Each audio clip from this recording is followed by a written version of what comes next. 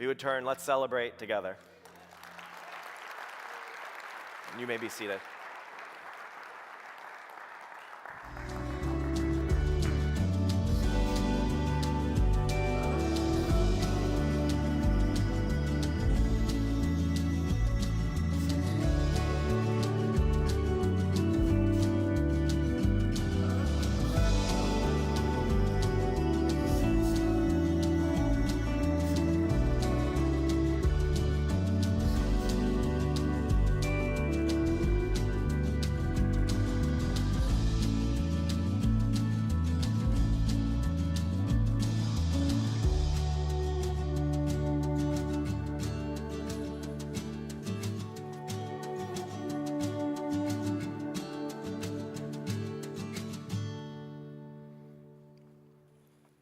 Before we jump into our message for today, I want to give a quick reminder. For as long as I remember, we as a church have partnered with Gifts for All God's Children. And so every Christmas season, we partner together to make sure families who are in need can have gifts for their family. And so there are still a number of families that have not yet been sponsored. And so if you haven't done so and you would like to, please stop by the table in the lobby on your way out. We would love to make sure that every family is accounted for in this upcoming season. Today, we are continuing our series. We are in the third and final week of our series, A Better Way. And for the past several weeks, what we've been doing is we've been putting up the way of Jesus against what I would call the way of the world, or even putting up the way of Jesus up against what we might see as when Christian religion gets twisted and looks nothing like the way of Jesus. Now, the idea behind the series is quite simple. In our world, it's a world that has mostly written off Christianity. It's too exclusive, it's too judgmental, it's unloving, it's hypocritical, which I think then raises an important question, because if the world sees Christianity that way, there's no interest in determining whether or not it is even true in the first place. And so for us, the preceding question, I think then should be a different question, a question, is it good? Is the message of Jesus good? Is it a good and beautiful way to live in this world? Is it actually a better way to see humanity in the world? Now, it's probably not a surprise to you that I actually believe the way of Jesus is a better way, but it's what I want to talk about for today as well as the last couple of weeks. Because I believe that when it comes to how we view humanity, the very nature of humanity, I believe the way of Jesus is better. It's a way that somehow merges a realistic view of the human tendency towards sin alongside a view that elevates the dignity and worth of all people. I believe when it comes to justice, that Jesus, who is the ultimate bringer of justice, brings and demonstrates justice in a way that transcends the divisions and sides in our own world. It's a way that begins in prayer and doesn't dismiss it. It's a way that elevates the worth and value of others without demonizing the other. Today, I want to talk about a third value that is better according to the way of Jesus. Jesus in John 8:32 says, "You will know the truth, and the truth will set you free." Now, I'm not sure if there is any word that is more directly linked and defined by our 21st century minds than this word freedom. It's a word that is loaded with implications for how we understand our own existence in the modern world. It relates to how we treat other people, what we can do, what we should do. And what's fascinating to me is even in our world that's divided and will argue about anything, freedom is pretty much a universal, agreed upon value. Now, not which freedoms, that is certainly still debated and argued, but the idea of freedom itself is a shared value. It's personal, it's individual, it's historical, it's profound, debated and contested, argued for, defended, even died for. In the book, Remaking the World, Andrew Wilson describes freedom in our own culture. He writes and highlights from the perspective of history and how history has shaped our post-Christian, secular modern world, and says this about freedom. He says, freedom is one of the few abstractions to be celebrated across the political spectrum. And so he rightly points out that the freedoms focused on are different, whether it's a more conservative desire to have freedom from taxation or overreach of the government, or a more progressive freedom that's a freedom from oppressive structures of society that promotes historical injustices. Regardless, there is a sense that regardless of where you fall on the political spectrum in our modern 21st century world, freedom is important. It's what leads people to come to the conclusion of, well, don't tell me what I can or can't believe. Don't tell me what I can or can't do with my own body. Don't tell me what is right. Don't tell me what is wrong. See, freedom for both the culture and even the modern American church tends to be this. Freedom means don't tell me what to do. It's our modern understanding of freedom, that what we do is really our own business. That anybody who's in any sense of authority or position of power or influence, just don't tell me what I should or shouldn't do. Don't tell me how I should spend my money. Don't tell me what I should do with my body. Don't tell me who I should or shouldn't marry. Don't tell me what I should or shouldn't believe. And so people come to the conclusion that could be epitomized in the words of the theologian Elsa of Arundel, no right, no wrong, no rules for me. That whether it's the way of the world or the way of the church, the modern consensus is just this. That I can come up with right and wrong, but it's my definition of right and wrong. You don't tell me what's right. You don't tell me what's wrong. You certainly shouldn't be the one who makes the rules for me. Now, I actually kind of get it, though. Because if you think about our experience in the world that we've grown up in, if you think about the way you've been raised, the things you've seen when you read the news, or even your experiences with those in authority, like we've learned that we can't always trust those in authority, right? We've witnessed the abuses of authority. We've seen corrupt government leaders. We've seen parents who are supposed to be safe, loving authority figures, and we've seen them abandon and hurt their own children. We've seen pastors who live double lives only to find out that they didn't practice what they preached. And so we're skeptical of authority. I'm skeptical of authority. But it's led to a shift in our own culture that has helped us come to this definition. And that shift is that we have shifted from external authority to internal authenticity. See, in the modern 21st century world, this is the way that we tend to think because we can't trust the authorities outside of us. Don't trust the government authorities who are corrupt and only get in the way. Don't trust the authorities of the corrupt church who abuse and lie and steal and hurt. Don't trust the authorities within the systems and structures of this world that only oppress and hurt the already poor and marginalized people. It's shaped the way we think, so we come to the conclusion that the only one I can really trust is myself. And honestly, my own experience tends to push me in that direction, that I often can't trust the authority I witness in this world. Now, week one, I believe, helps us answer the reason of why we often see what we see when it comes to those in authority. And week one, we talked about a more realistic view of humanity that Jesus sees when he sees the world. He has a realistic view of human nature, that there is a human propensity that exists in all of us to screw things up. The human nature is called sin, which means even for those in authority, there is a tendency and a propensity to do the wrong thing, to think of yourself first, to not think of what's loving and good for other people. Which means if all humans share in this propensity, it must mean then those in authority have that same tendency to sin, to do what's wrong. And so we've shifted, but I wonder if in shifting to our own sense of internal authenticity, our own authority structures that just exist in our own heart, I wonder if we ignore the same propensity to screw things up inside of ourselves. Because if the thing that corrupts a government leader, or the thing that corrupts and causes a parent to misuse their authority, if the thing that causes the person you don't trust who's in authority is their own nature and their propensity to screw things up, does that also exist within yourself? Does the very thing that you are concerned out there also exist in your own heart? And so I wonder, then what did Jesus want to set us free from? Because if we think about, like, if it's not indeed the authorities that Jesus has come to set us free from, what actually is it that Jesus wanted to set us free from? Now, Jesus does set us free from external, oppressive, harmful authorities. That's actually what we talked about last week. When we talk about justice, the way of Jesus as a demonstrator of justice, the one who brings the kingdom, it demonstrates that when there are harmful, oppressive leaders in this world, Jesus fights back. And he fights alongside those who are hurting, those who are marginalized, those who are oppressed.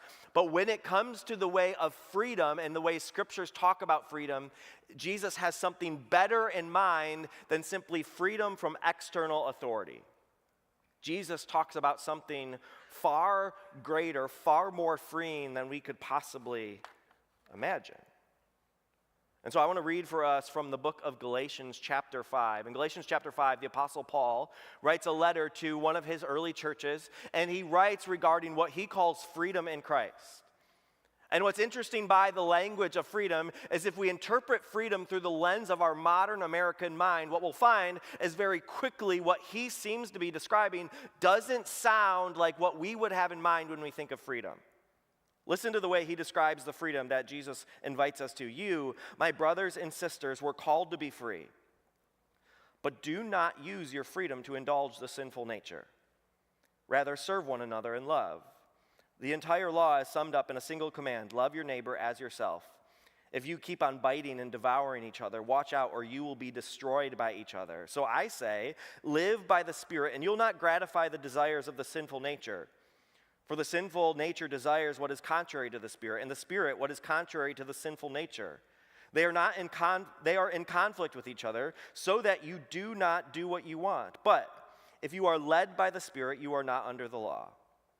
The acts of the sinful nature are obvious: sexual immorality, impurity, and debauchery, idolatry, and witchcraft, hatred, discord, jealousy, fits of rage, selfish ambition, dissensions, factions, and envy, drunkenness, orgies, and the like. And I warn you, as I did before, that those who live like this will not inherit the kingdom of God.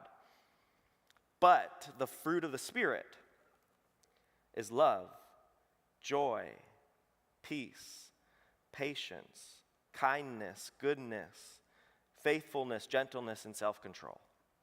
Against such things there is no law. Those who belong to Christ Jesus have crucified the sinful nature with its passions and desires. Since we live by the Spirit, let us keep in step with the Spirit. Now, very quickly in this passage, it shifts from language that every modern 21st century American would love when it says you are called to be free, to very quickly saying, all right, that doesn't sound anything like freedom. Because it says you're called to be free, but then it very quickly says, but don't use your freedom to indulge the flesh, which my modern mind says, that's not freedom. Like if you're going to start telling me what I should or shouldn't do, that's not freedom. Freedom means I can do whatever I want to do. As long as at least I don't hurt anybody, just let me do what I want to do. But Paul seems to have something different in mind. Don't just go with your gut. Don't just go with your craving. Don't just follow your inner sense of authority or authenticity. And this is where we begin to learn that what Jesus offers is different than the kind of freedom in our world, a freedom that says, don't let any authority outside of me tell me what to do or not do. See, Jesus' way of freedom doesn't offer a freedom from external authorities. Now, he does that in his mindset of justice, but when he talks about freedom, what he has in mind is freedom from internal masters. See, Jesus wants us to say, in the same way we see him as the God of justice who responds to oppression by fighting for us, we might also realize that our own desires can become oppressive masters. Our own habits, our own desires can actually hurt us. That's why Paul says, so I say, walk by the Spirit, and you will not gratify the desires of the flesh. He says, because what Paul understands is sometimes what the heart wants is not good for himself, for the people he loves. And now it's not that he thinks every internal desire is bad. He just understands that if you think you're free, and then suddenly the thing that you choose to do in your freedom starts to control you, you're not actually free. If you just do what your heart wants to do and then you can no longer not do what your heart wants to do, you're not actually free. And so he wants to take us to another level of understanding freedom. Because if you can't help but give in to your desires or your lusts or your passions, you're mastered by them. That's not freedom. if you can't help but need to climb higher and earn more and build and accumulate more possessions and wealth, you're not actually free in having all of those things. You're actually mastered by those things. The desires are actually beginning to control you, not actually set you free. But the modern world says that what you desire is actually the most important thing about you. That what you desire, who you desire, no one should tell you no, because if it goes against what you are desiring, that's robbing you of your freedom. That if somebody else tells you you shouldn't do the thing you want to do, that's oppressive. If you are even telling yourself that you shouldn't do the thing you want to do, that's repressing your own sense of your inner worth or your inner self. And I wonder, though, if we misunderstand those things. Because what if it's more oppressive to actually let you do whatever you want and become enslaved to your own cravings? Like, what if it's more repressive to not allow you to have any sense of self-control when it comes to your own desires? What if freedom was actually the freedom to sometimes not do the thing you wanted to do because it actually benefited somebody else? Andrew Sullivan is a journalist who wrote in the New York Magazine, and he wrote summarizing a book by Patrick Deneen, a book that was recommended by President Obama, and he writes describing our modern world, particularly through the lens of the ancient view of freedom. I love how he describes and summarizes the mindset here. He says, for most of the ancients, freedom was freedom from our natural desires and material needs. It rested on the mastery of these deep natural urges in favor of self-control, restraint, and education into virtue. That freedom was a mastery of the desires. They, the ancients, would look at our freedoms and see licentiousness, chaos, and slavery to desire. They'd predict misery, not happiness, to be the result. Maybe the ancients were onto something. Because in our world that has the freedom to do whatever we want, to follow whatever desires our hearts are set on, we are in a pretty miserable world where happiness is lower than ever before, that suicide and mental health, anxiety and depression is higher than it is ever before, and maybe it has something to do with our freedom. That maybe we thought we were becoming more free, meanwhile we were on a path to slavery, enslaved to our own desires. See, the modern mindset would see self-control and discipline as wrong. That it's wrong to say no to the thing that you want. But we understand at a human level that self-discipline and saying no is sometimes necessary.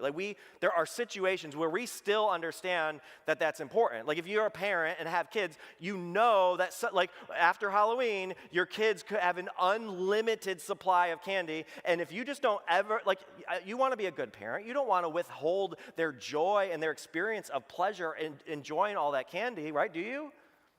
Right, but you know that sometimes you have to say no. Because why? Because it's better for them to not eat all the candy.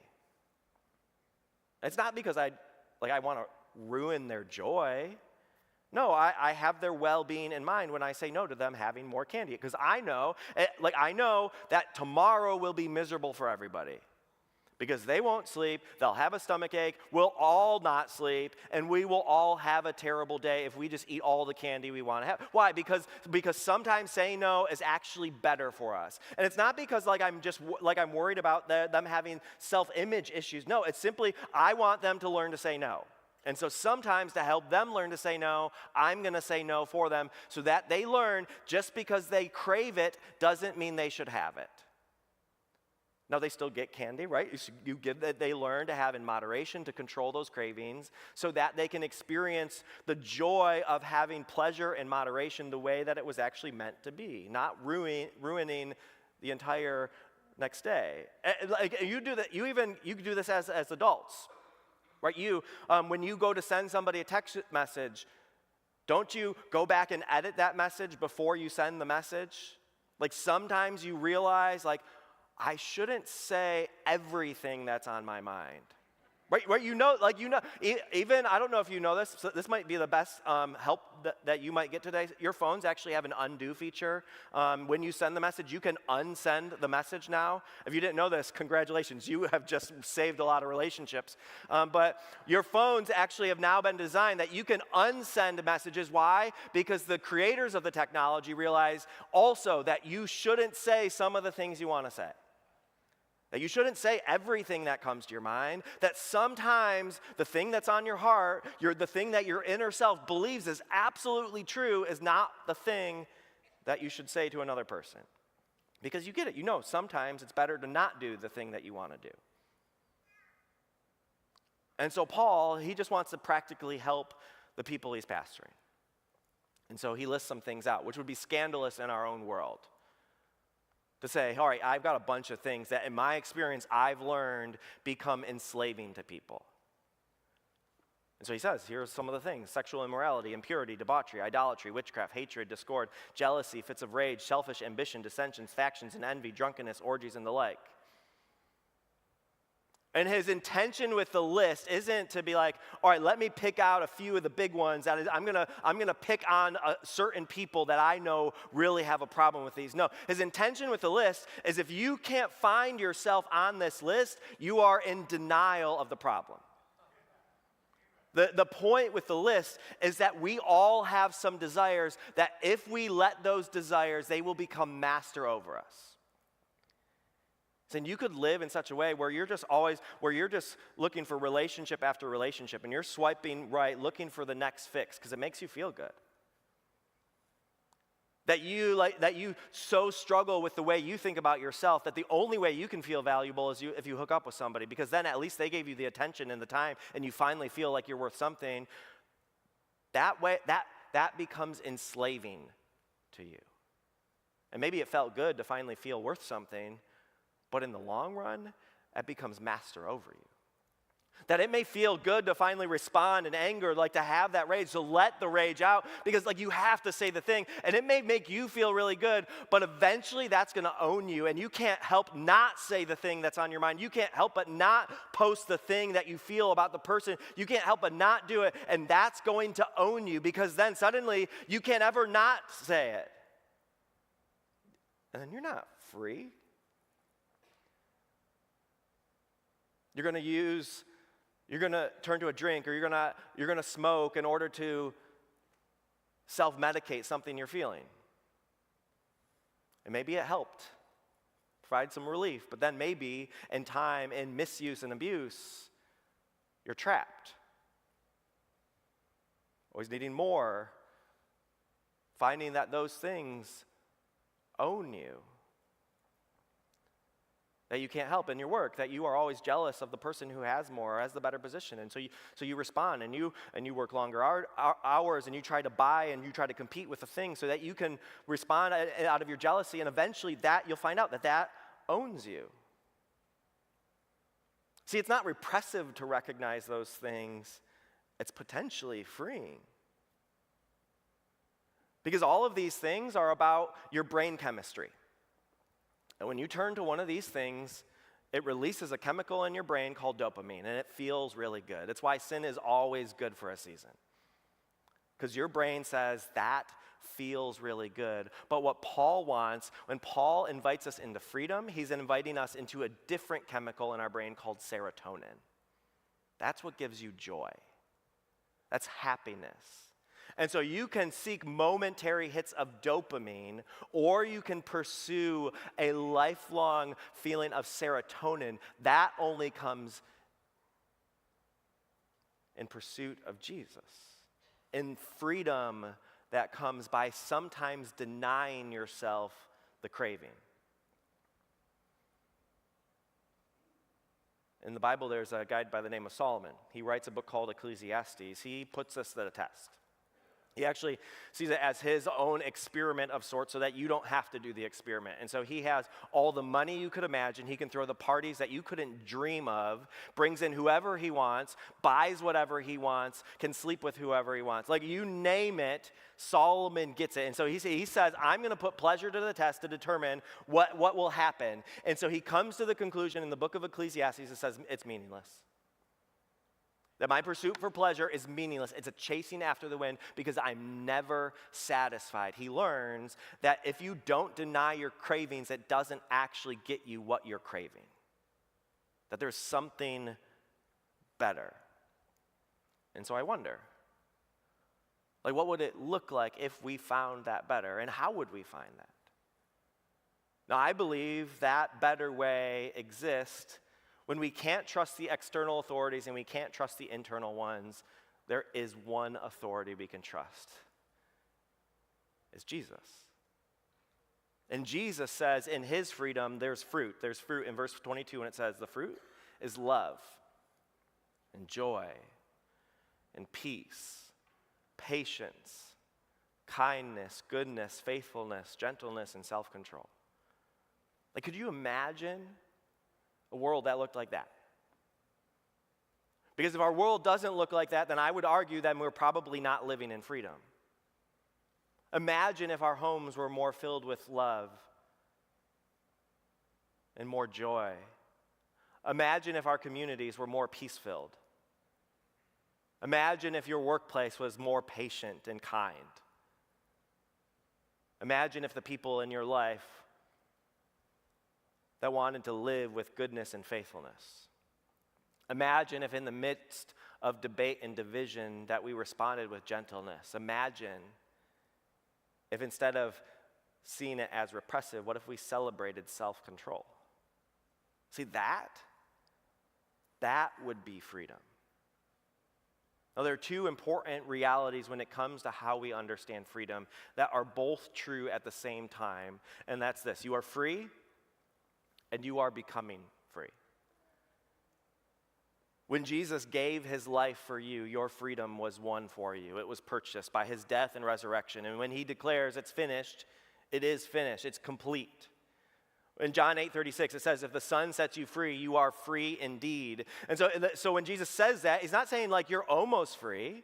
It's not like if the Son sets free, if you really finally start to do the right things, then you're free. No, if the Son sets you free, you are actually free. You're not owned by your sin. What the Bible describes as the flesh or your wretchedness, it doesn't own you. And some of us under-realize the power of what Jesus offers when he says he sets us free. You have real hope for actual freedom in this life. You are free. At the same time, as we live in the kingdom of God, we also walk towards the promise of a coming kingdom. And so we walk in the reality that we are learning to live as free people. And so while the declaration is true, you are free, we're also learning to live in that freedom. We're learning to be the people God made us to be. And so sometimes we live in freedom, sometimes we live in slavery. Sometimes we do what is right, sometimes we do what is wrong. Why? Because it takes practice. It takes time to learn how to deny the cravings of the sinful flesh. It takes time to learn how to live in freedom. One author, David C. Bennett, writes and describes his own experience. David C. Bennett is a gay celibate Christian, and he describes his own life of freedom this way when he says, Christians, all Christians, are being made holy. We aren't yet perfect. We still experience the attractions of our old self, yet because of Christ, we can live in victory. God does not wave a magic wand to remove our desires. At least that's not the normative experience. It's equally wrong to endorse or deny the presence of fallen desires. What he wants to remind us, his book, War of Love, I highly recommend his book. What he wants to remind us is that we are free. That if you are under-realizing the power of God, understand right now you are absolutely free. That is who Jesus says you are. Yet also understand you are being made free, that you are becoming free. And so as you stumble and fall and learn to be free, you are becoming more of who God made you to be. And so I want to help us think about how do we live a life of freedom? How do we believe we're who God made us to be, but how do we also live in that freedom? So I want to give you a way that you can put that to practice this week. And so the practice is going to be a simple idea, but also could be really difficult to do. And I want you to say no to something good.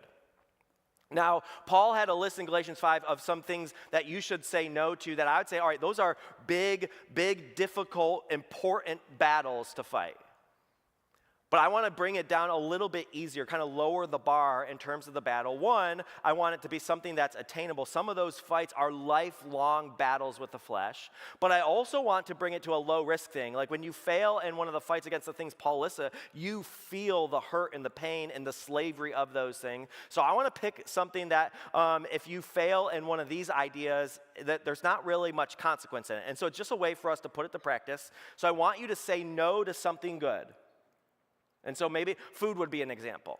It's what historically we've called fasting. And so if you can, in a healthy mindset kind of way, say no to food for a day. Maybe you say no, you fast for a day in order to deny yourselves the cravings in your body. Or maybe you choose something with technology. Maybe you turn your phone off for an entire 24-period time. Or maybe you say no to watching Netflix or Hulu or binging on a show over the course of the next week. Like maybe I'm going to stay off of any streaming services over the next week, or I'm not going to play any video games this week. Or maybe you say, all right, I'm not going to spend any money for all of Monday, whatever the day might be. You pick something. And now all of those things are fine things. They're actually neutral things. They're not good or bad. Food's good. Technology is good. Netflix is good. Your phone's good. Money is good. Again, all fine things. But here's the point. You practice saying no to what you want to do. And you do it with something like that so that when the craving comes and the stakes are really, really high, you've already learned how to say no. That's why fasting has been a historical practice, because you are training your body to deny yourself. You practice now so that when your family relationships are on the line, that you've already learned to say no because you practiced on something where it was insignificant and not really that big a deal. You practice now so that when your integrity is on the line, that you have given yourself the opportunity to try and to fail, to learn how to say no, so that when the moment comes and you really are put to the test, you have already learned how to walk in freedom. And so I want to invite you into that. Invite you to learn to live in the freedom, because that is who Jesus says you already are. You are free. Let me pray for us. Jesus, we thank you that you are a God of freedom. And we thank you that your version of freedom is far better than all of our modern conceptions of freedom. That it's not simply a freedom that is about doing whatever we want, but you are inviting us into a freedom that we are not mastered by sin. We are not mastered by our own desires.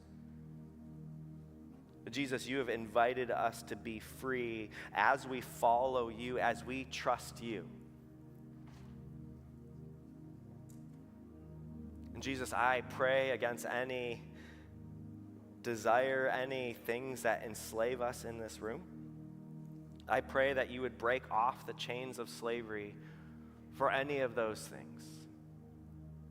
I pray that you would set us free from the slavery of our own lusts and our own passions. I pray that you would set us free from the hold of sexual immorality. I pray that you would set us free from our bouts of anger. I pray that you would set us free from drugs or alcohol. I pray that you would set us free from the jealousy, the pursuit of always having more. Jesus, whatever it is,